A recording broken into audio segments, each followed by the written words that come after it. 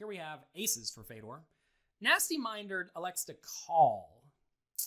I would probably just fold this as a medium stack. Or a 3-bet.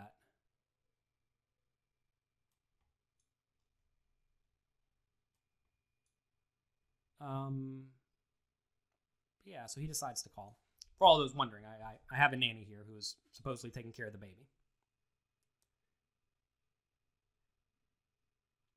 Lex Veldhouse de Boss. Welcome. I played some fun pots with Lex in a $500 tournament the other day. I got the best of him. It was a lot of fun. It was a lot of fun. Because I was watching his stream and he was getting so salty. Oh, it was fantastic.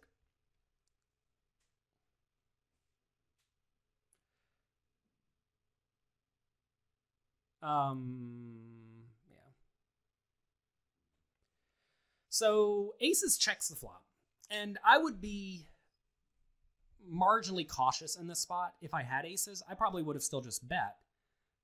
But I would have been cautious because what should Nasty Minder be calling you with? And it's going to be stuff like king, queen, king, jack, ace, king, etc., etc., etc. He likes to check raise, though, and this is something I just do not have in my game. I don't know anything about this. It seems to me like when you check raise, you're going to get called by draws and top pairs and medium pairs, and you don't exactly know which cards are good for you. Like any card 9 or lower is safe enough, but any card 9 or higher could very easily be terrible for you.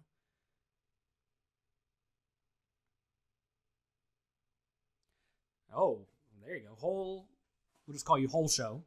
You say Fedor's bet size changed pre-flop with aces. Did it go up or down? I'm interested to know.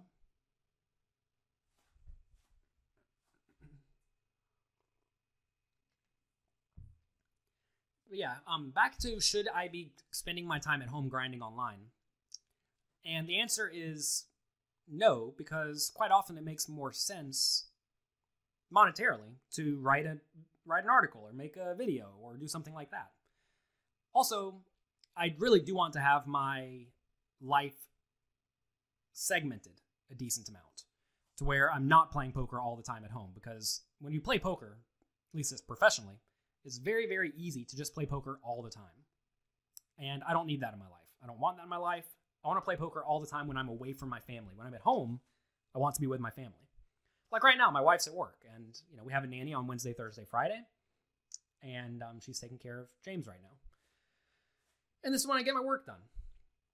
So Nasty Minder checked or bet the turn and then decided not to bluff the river. I think that's probably a spot where you should bluff the river. You should have a lot of kings in your range, and Fedor should have some, but probably not a ton. So yeah, Whole Show says that he raised 2.2x every hand besides aces, which he min raised. That is probably a tell. We'll see as we continue moving forward. It may have been based on stack sizes, not entirely sure, but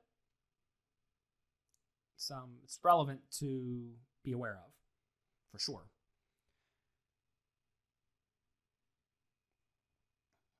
But yeah, if you guys see anything that's very telling or just like good reads, definitely let me know. Should he have bluff shoved the river? Yeah, probably. Or at least bet big. I mean, it sure is unfortunate when he just calls you off, but it's a spot where you can have lots and lots and lots of kings. And Fedor can have lots of kings too, don't get me wrong, and he could just be trapping you with a boat.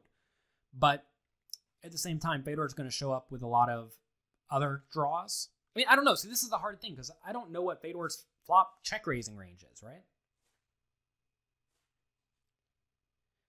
Do you think you should be bonding with your baby when you're at home? Yes, you should definitely spend time with your child. Fortunately, I spend a lot of time with him. Also, I'm not really away quite a bit anymore. I used to be away often, but I knew about 3 or 4 years ago that I wanted to be home more with my family and to make a family. My son's only 11 months old.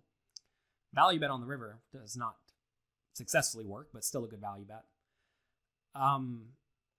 So that's why I went from traveling 3 weeks per month to traveling about 1 week per month.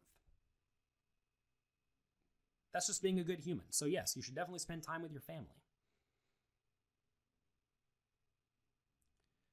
Yeah, Trebendo, I don't even want to hypothesize about what Fedor is doing in that spot because I don't know what his check raising range is. If his check raising range is only good made hands, like boats and overpairs and some draws, you'd have to presume he's going to keep bluffing the draws.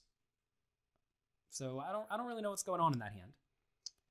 3-bet the queen 4 offsuit. I love seeing this because I just told my inner circle members yesterday to start doing this. So that makes me very happy to see. You don't need to do this all the time. You need to do it like half the time, maybe a little bit less against early position raisers. And it's not going to work this time, clearly.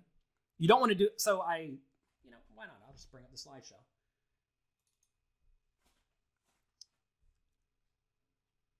Let's see. Here we go.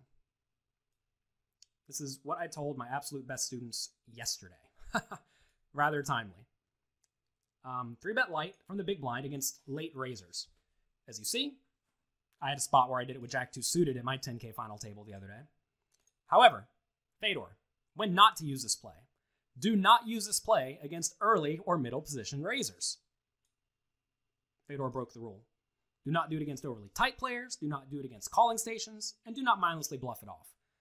But anyway, hands in blue are very nice hands to 3-bet about half of the time from the big blind in spots where your opponents probably expect you to defend a decent amount. So anyway, I like that play.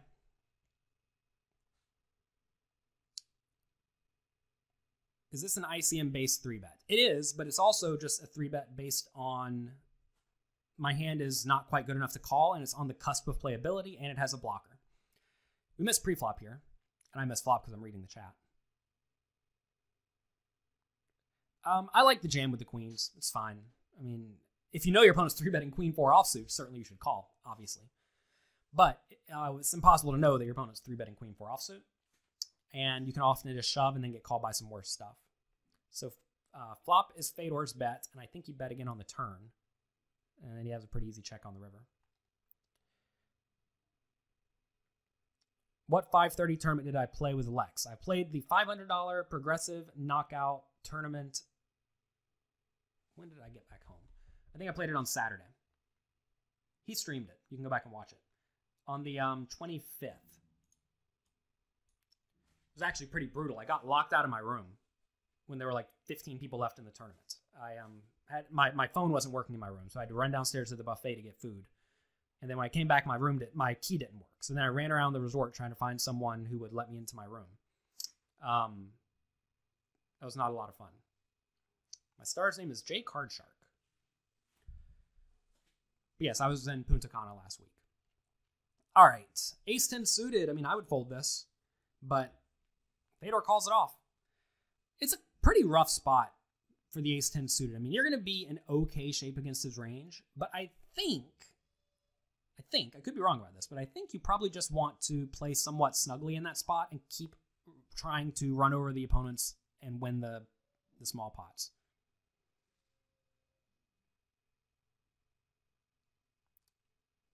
Why would we pick queen 4? Because the queen has the blocker. 5-4 does not have a blocker. The blocker is relevant. You are dominated a lot, but you have to understand, when you have queen 4 and you're 3-betting, you are bluffing a lot of the time. It's not like you're playing the queen 4 to try to make the best hand. You're not going to get to showdown very often, so your hand does not matter that much. You just want to do everything you can to block your opponent's range. But anyway, Fedor broke the rule. Again, the rule, when not to do this, do not use this play against early or middle position raisers. Use it against late position raisers. Broke the rule and got punished. It's a little bit different when you're playing like heads up. Heads up, you often should be 3-betting the smaller cards because you're going to get called more often. But in this spot, I think you want to have the blocker. It's going to be a little bit better.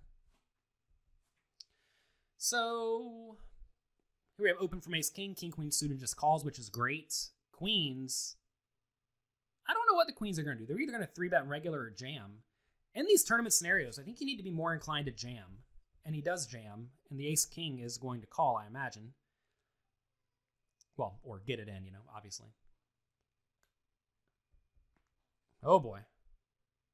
Wow, Fedor doubling up the same guy twice. Isn't it a difference between 6 and 9 players? Oh yeah, it's very different. But the play I was just outlining, 3-betting from the big blind, is good mainly against the button and the cutoff. And I discussed that to my inner circle members. I mean, I'm not going through this whole webinar here. So good shove by Pads. I think that's perfectly fine. And now he's gone. Not a bad run, but you just got to shove there.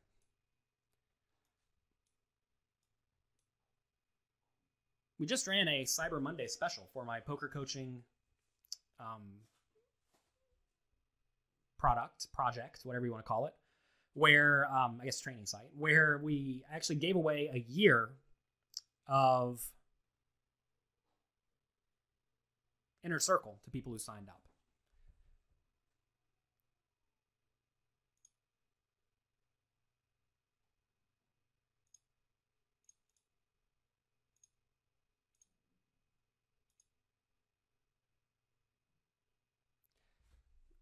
But yeah, whole show. Good catch finding the min raise versus 2.2. That is definitely relevant. And stuff like that is really, really important to see. Because if you just know your opponent's range got really strong because he limped, or because he min raised, that's going to be really, really vital information. Do you try bluffing the 8? You should probably. You can't beat anything at all. And your opponent may fold some hands, like a jack. Fedor may go for a big bet here. I would not despise a big bet. Obviously, just giving up's okay. Kid Snowy, welcome. LPM, I'm glad you're enjoying PokerCoaching.com. If you have not already, go sign up. It's completely free to get a 1-week trial. There's no reason not to. If you don't like it, it's free. If you do like it, great. And there we do see Fedor go for the very big bet, like I kind of expected there. And I think it's just fine. I mean, your opponent's range is likely capped at a bad boat or a king high. And king high is going to be in a pretty crappy spot when you 2x pot it. We see Gray here opening it up with the ace-4 suited.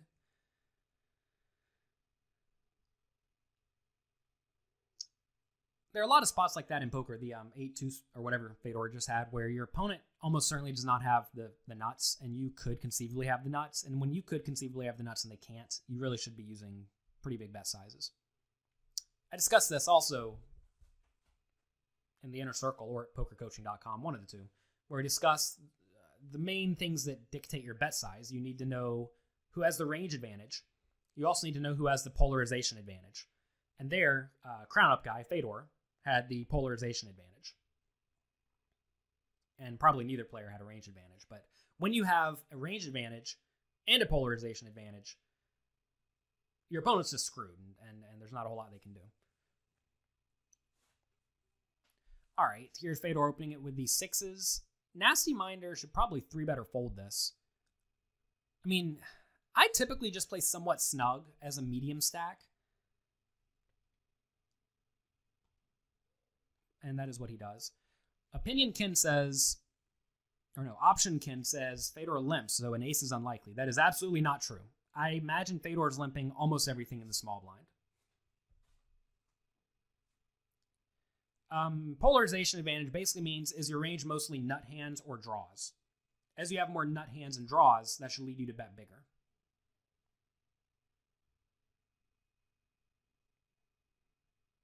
Yeah, I don't really care what people call it.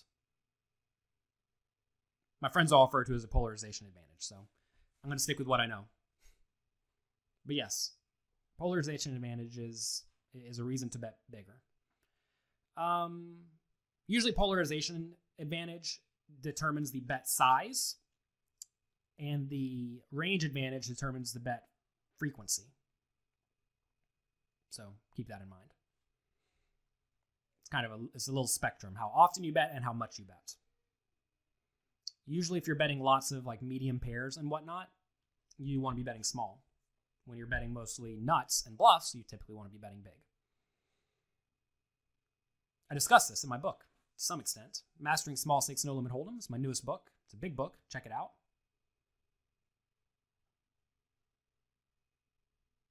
What do I think about flatting with nut hands from the blinds? No, just 3-bet. Schwarschi, I imagine it's the same concept. No need to be confused. Notice here, this is my 3-betting strategy from the big blind versus late position raisers. 10s and better, ace-jack suited, ace-queen, and then a bunch of bluffs. Notice that implies 3-betting a bunch of bluff, or 3-betting a bunch of nut hands. You have to understand, if you're calling with all of your nuts, and what are you 3-betting with then? It's just like all bluffs, and you don't want to be in a spot where you have all bluffs. Wow, calcular. I'm shocked at this one.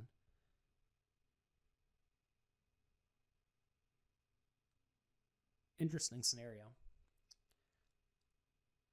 It went raise 3-bet call pre-flop, I think. Then it went bet on the flop and now jam for pot on the turn. It's pretty easy for Gray to have top pair there. So that was an aggressive one. I don't know how I feel about that one. I mean, the problem is that if you check, you're just losing a lot. So I don't know.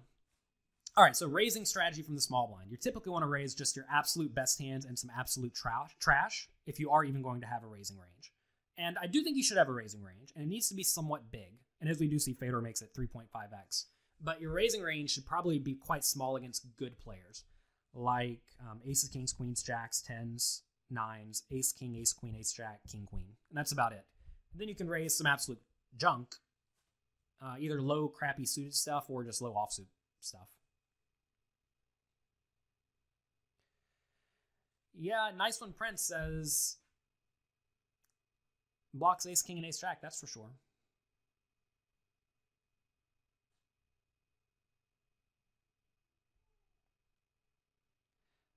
Whole show. Send us an email. Let us know, and we will try to make something happen for you.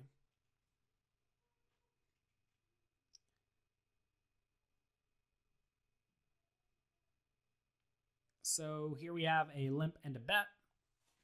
Limp, check, check, flop, bet, turn. That seems fine. Usually when it goes check, check, it's fine to just throw out a bet.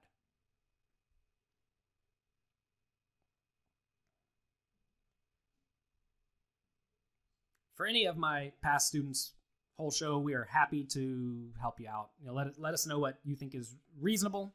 Let us know you want the smaller monthly payment option, and that'll be fine. We'll try to make that work. All right, so here we're probably just, well, what are we going to see here? So this is an interesting spot where Nasty Minder should be opening wide. So you don't really want to jam here, especially whenever you are the short stack or one of the two short stacks. Going broke now is not such a big deal, so you don't mind giving your opponent the opportunity to mess up by jamming, and then you get it in with a good amount of equity. It's a little bit different than when the spots we saw earlier where people were making big jams when they were like medium stacks and they were a short stack or two around, because then you really don't want to go broke. So how do you not go broke? Well, you don't actually get it all in. You just win the pot. So I like that small 3-bet there as opposed to a shove, which maybe we would have seen earlier. Or if imagine there were like 4 players with 4 big blinds left, then yeah, sure, just shove and be done with it. Don't risk going broke. So ace-5 suited, probably going to shove, and it does shove.